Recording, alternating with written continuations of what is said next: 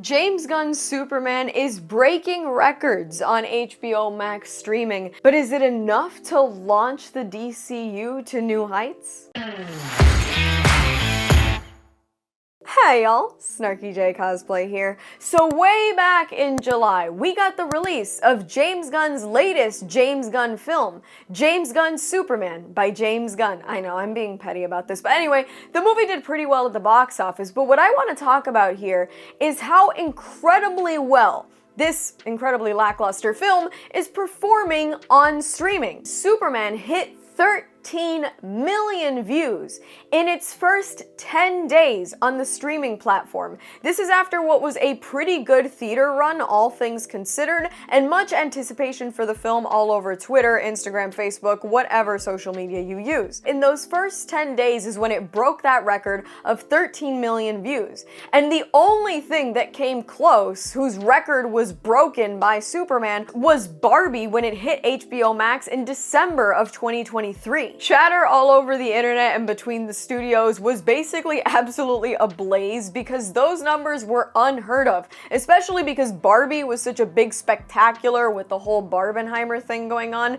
Superman was kind of just the new superhero movie that came out. So those numbers were pretty f***ing awesome. When we look at the theatrical ceiling for Superman, it's not a bad performing movie, certainly not an underperforming movie. Despite my personal opinions on it, I figure the movie was gonna make easily over $500 million to $1 billion, and while it didn't come close to breaking $1 billion like Deadpool and Wolverine did last year, James Gunn's Superman, a James Gunn film, Superman by James Gunn, made over $616 million worldwide, which is nothing to sneeze at when we see recent films in the same genre have not come even close to hitting those numbers. Granted, the last real Superman solo film back in 2013, Man of Steel, made a little more than that at $670 million. I'm not even thinking about inflation here, I'm just giving you numbers to numbers. But even then, James Gunn's Superman in theaters was basically a commercial success. We'll get into that in just a minute. First, here's a word from this video's sponsor. When I'm in the middle of making videos for this channel or crunching for a con, the last thing that I want to do is worry about my lunch plans. Well, folks, that's where today's sponsor, Huel, comes in. Huel is a fast, nutritious, complete fuel for busy people. This isn't some protein shake or meal replacement. This is a complete meal. Every Huel meal is balanced with protein, carbs, fats, and fiber, packed with 27 essential vitamins and minerals, and backed by dietitians and based on real science.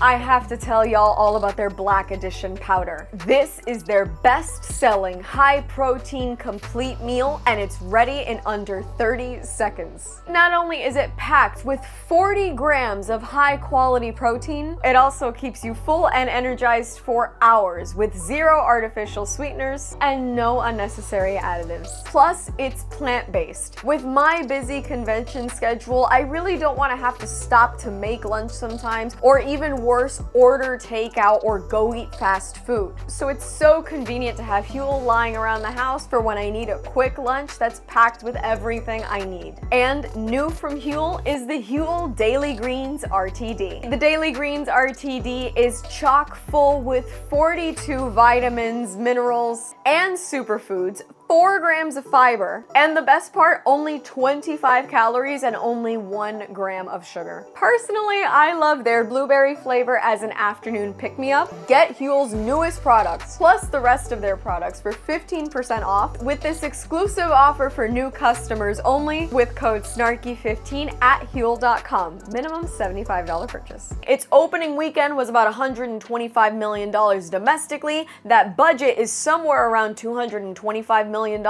So while it's not a mega hit of tremendous proportions like Barbie, like Deadpool and Wolverine and that kind of thing, Superman is far from a loss and even farther from being a flop. It's just not. So in other words, in theaters, it had a beyond healthy run. And streaming was kind of this cultural afterburner that they're really gonna get to enjoy the successes of. So what does 13 million views really mean?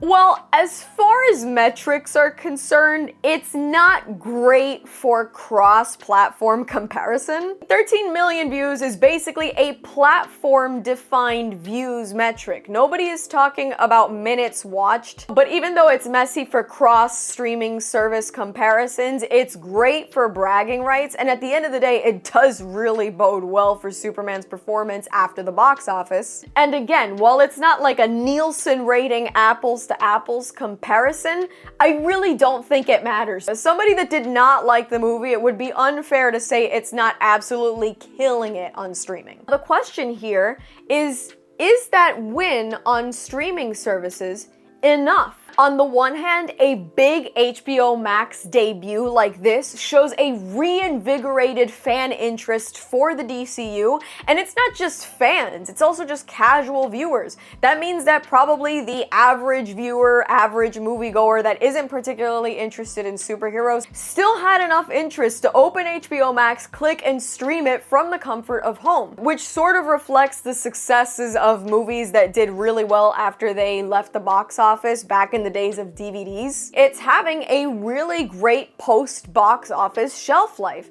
And I think we're also seeing a reinvigorated interest for Superman and DC as a brand. Other Superman-related properties in the HBO Max catalog also saw huge boosts in numbers after people started streaming Superman. The Donner Superman films, the Christopher Reeve documentary, they all saw huge boosts after this movie dropped on the platform. And we all know how important brand awareness is, especially when it comes to an era where everybody's talking about superhero fatigue. Superman might be the movie that proves that that's not real. And that momentum really matters moving into 2026 and 2027 as James Gunn and the DCU really start to ramp up all these other projects. Now, I did say on the one hand, that was the positive hand. The negative hand always has to come and talk at some point, so I'm gonna go over that now. Streams do not equal ticket sales. Now, in all fairness, Superman did not suffer in the box office. It really didn't. But if we're talking about these billion-dollar earning films, Superman just wasn't one of them. So these streaming numbers, even though they're fantastic, they don't equal the ticket sales probably that everybody would like to see, which is we made $1 billion.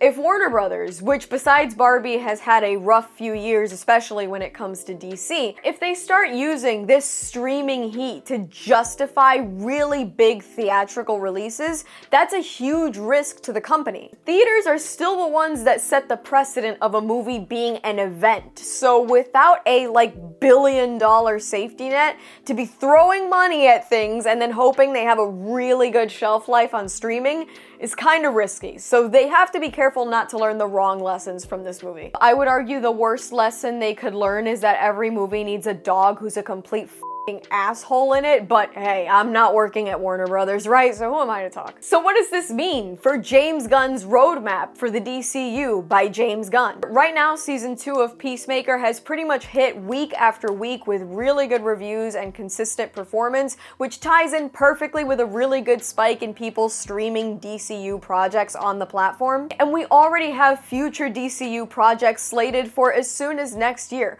Next summer, we're supposed to be getting Supergirl and presumably more of Crypto, which means I'm gonna be banging my head into a wall for 2.5 hours again. That is, unless they do what they promised, which is going to be a tonal swerve that's gonna be darker than Superman. And considering the traumatic past of a character like Supergirl, this one actually could be something to look out for. A strong HBO Max lift for Superman gives Supergirl a stronger feeling going into it because they know that odds are this one is going to perform really well on streaming as well, and is likely going to make some pretty good money at the box office if Superman is anything to go by. And of course, we already know that we're getting a sequel to this film in 2027. Man of Tomorrow is already dated for a release July 9th, 2027. And we know odds are that theatrical bar is going to be even higher. It's going to have to make more than $600 million.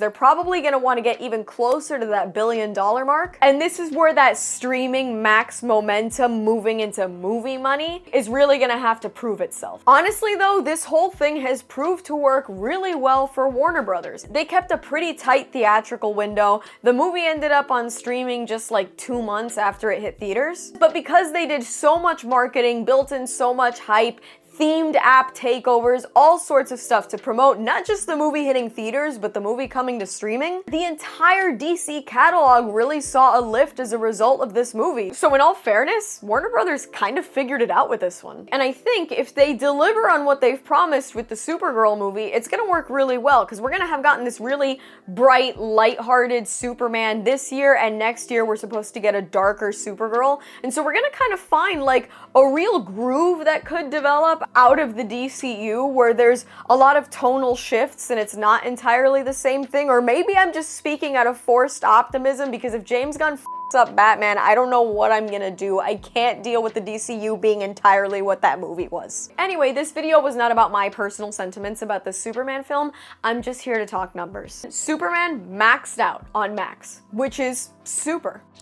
Oh, brother, this guy stinks! For now, but we're gonna have to see how that heat translates moving on to Supergirl and other new entries into the DCU catalog, and we'll see if this new DCU skyrockets and absolutely wins, or if it turns into a very, very bingeable almost. And that's all from me. I've been SnarkyJay. Thank you so much for watching. Please don't forget to like and subscribe. For more SnarkyJay, be sure to check me out on Instagram, and if you'd like to support me, this channel, and my content creation, do check out and consider subscribing to my Patreon for exclusive photo shoot sets and cosplay content. I'll add links to all of those in the description below. And let me know if you watched Superman on streaming, and if you ended up watching any other parts of the catalog, because I want to know, in the comments below.